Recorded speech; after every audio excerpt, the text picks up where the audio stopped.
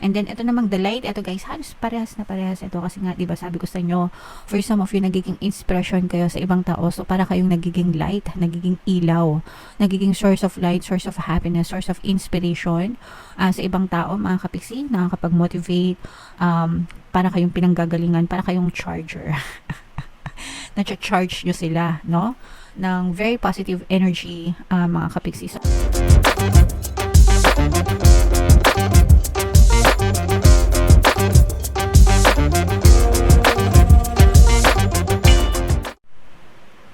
hello guys, hello Leo, welcome back to Pinoy Pixie Tarot. Ang pamagat ng episode natin for tonight is OOTM, Oracle of the Month, para ngayong December para sa Leo, Sun, Moon, Rising, Sign, and Venus. Meron tayong tatlong set ng decks dito guys. Ito yung para sa spiritual message nyo, ito naman yung para sa life messages, and ito naman yung para sa love life, mga kapiksi. Kung ano na lang yung message na makaresonate sa inyo guys, take that message. Unahin natin tong spiritual messages nyo. And habang sinashuffle ko to guys, nasa YouTube homepage na natin yung inyong mga 2025 kapalaran para sa bawat zodiac signs. In case hindi nyo pa napapanood, punta lang kayo sa YouTube homepage natin, mga kapiksi. So, ito yung inyong spiritual message guys. Enjoy your extraordinary uniqueness. Okay, so lahat tayo, we are unique in our own ways, mga kapiksi. Hindi tayo pare-parehas, kanya-kanya tayo. Meron tayong mga special talents, special skills. Yung iba nag-excel sa ganitong paraan, yung iba naman sa ganitong paraan. So, hindi natin dapat kinukumpara yung sarili natin sa ibang tao, mga kapiksi, kasi kanya-kanya tayo. Okay? So, if you love other people because of their uniqueness, dapat mahalin mo rin yung sarili mo and gustuhin mo rin yung sarili mo because of your own uniqueness. Dapat ma-appreciate mo din yung sarili mo, mga kapiksi. You are unique. The way you are special. The way you are, mga kapiksi, palagi mong tatandaan yan. Okay? So, enjoy nyo lang guys. Basahin natin to. Do you know what you've created? No. Besides an intergalactically known center named after you, inspiration in the eyes that have watched you, hope in the minds that have admired you, and love in the hearts that have known you. But you might ease up on sachet before someone gets hurt. So, ibig sabihin nito guys, hindi nyo lang alam, no? Pero nagiging inspiration kayo. You might be an inspiration to other people, di ba? Pwedeng nakaka-inspire kayo ng ibang tao, hindi nyo lang alam. Pwedeng nilulook up pala nila kayo, hindi nyo alam. Pwedeng nakaka-motivate pala kayo, hindi nyo alam, di ba? Pwedeng yung ibang tao nagkakaroon ng pag-asa, ina-idol kayo, hindi nyo lang alam, di ba? Kahit pangkaraniwang tao lang kayo, you don't need to be famous, no? Hindi mo kailangan maging sikat, hindi mo kailangan maging magkaroon ng malaking pangalan para lang maging inspiration ka or i-motivate mo yung ibang tao, no? Kahit simple ka lang, 'di ba? Sometimes nakakapag-inspire tayo ng mga kaibigan natin, ng mga kapamilya natin, kamag-anak natin, no? Dahil dun sa mga achievement natin or dahil dun sa mga ginagawa natin sa buhay, especially sa love, mga kapiksi, no? Yung mga ka-close natin, 'di ba? Hindi mo alam, pero pagmamahal, 'di ba, ang nasa iyong paligid, mga kapiksi. So you have to learn to value yourself kasi you are special. Hindi mo man alam, di man nila sinasabi sa iyo, guys, no? Kasi sometimes di naman natin alam, nakakapagbigay pala tayo ng inspirasyon sa iba. Nakakapag-motivate na pala tayo, 'di ba? Ina-idol na pala nila tayo. So hindi lang natin alam, di natin naririnig 'yun sa kanila, pero in their minds they look up to you. So you also have to look up to yourself, mga kapiksi, and believe in yourself and love yourself for who you are because you are special. Okay? You are unique and you are special, mga kapiksi. Kung yung ibang tao nga gustong-gusto ka, 'di ba? Dapat gusto mo rin yung sarili mo. Okay? Alright. So, comment down below, guys, if feeling nyo naka-resonate kayo dyan. Next naman is para sa live messages nyo. So, shuffle natin to guys. And habang sinashuffle natin to, panoorin nyo muna yung video natin regarding sa ating paano mag-manifest ng abundance video course. Kapiksi, sawa ka na ba sa mga struggles at hirap sa buhay mo? Masipag ka ba at masikap sa buhay ngunit hindi ka pa rin umaasenso? Ilang beses ka na bang nag-attempt mag-negosyo at mag-invest pero palagi ka pa rin nalulugi? Sa pagkakataon na ito ay maaaring may subconscious beliefs ka na nagiging balakid sa iyong pag-unlad at pagyaman. Introducing, paano mag-manifest ng abundance video course.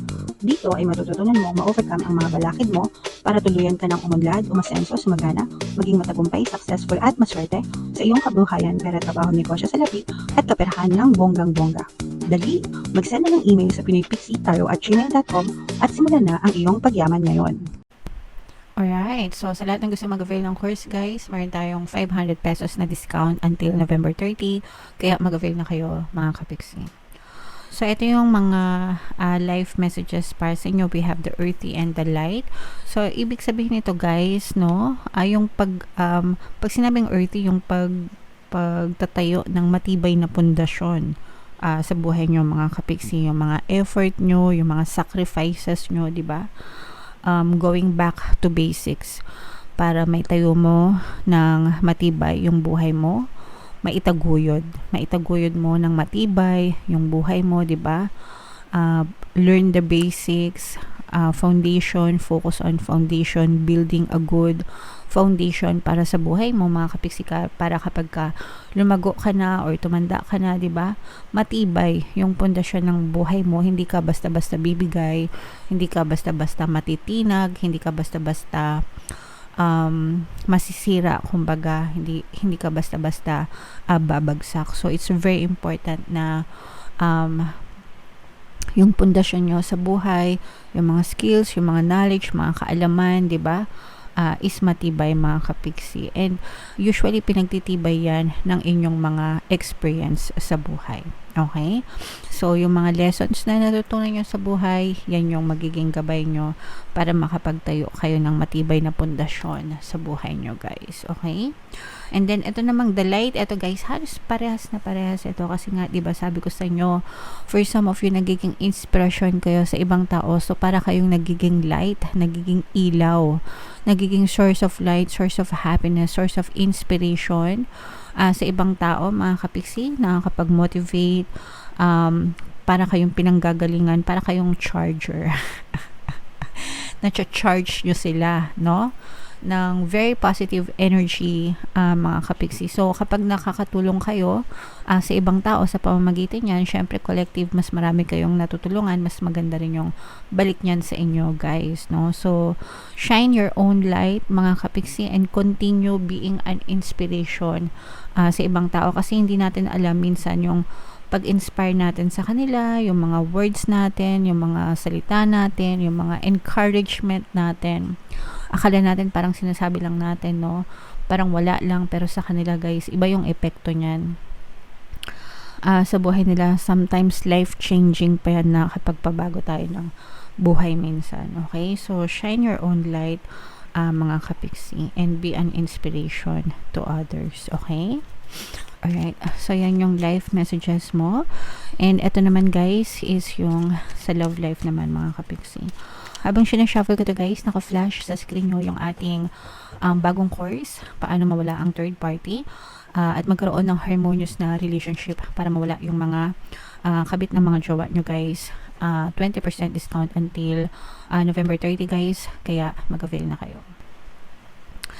So, ito yung ano natin guys, love messages ng person mo. Mahal ka niya, no? I love you. I feel you leaving me behind. So, for some of you guys, pwedeng hiwalay na kayo kasi sabi niya, I feel you leaving me behind. Or pwedeng LDR kayo. Or pwedeng nagkakatampuhan, nagkakalamigan. And nararamdaman yun ng person mo na parang unti-unti ka nang nagde-detach sa kanya, unti-unti ka niya nang humihiwalay sa kanya. Pero kahit na may space kayo or nagkahiwalay na kayo, mahal ka pa rin ng person mo. Sabi niya, I love you.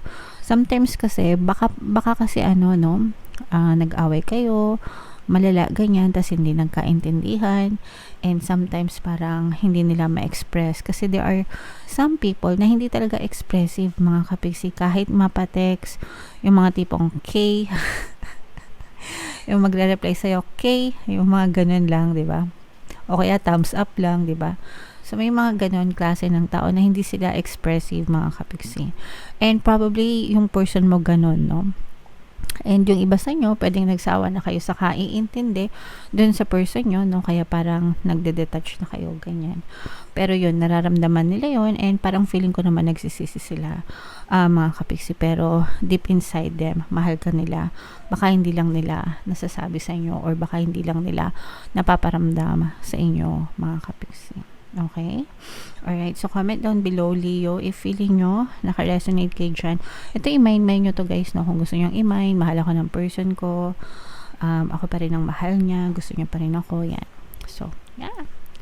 Comment down below, Leo, if feeling nyo naka-resonate kayo sa mga messages na to, and kung saang message ba kayo naka-resonate, dito ba sa spiritual, dito ba sa life, or dito ba sa love life, mga kapiksi. Comment down below. And ito yung ating mga pampaswerte subliminal guys. Pakinggan nyo na. And ito naman yung ating success stories ng paano mag-manifest ng abundance video course. Click here to subscribe guys. And ito yung ating mga pampaswerte subliminals. Thank you for liking, sharing, subscribing. See you again next time. I love you all. Have a nice day. Bye-bye.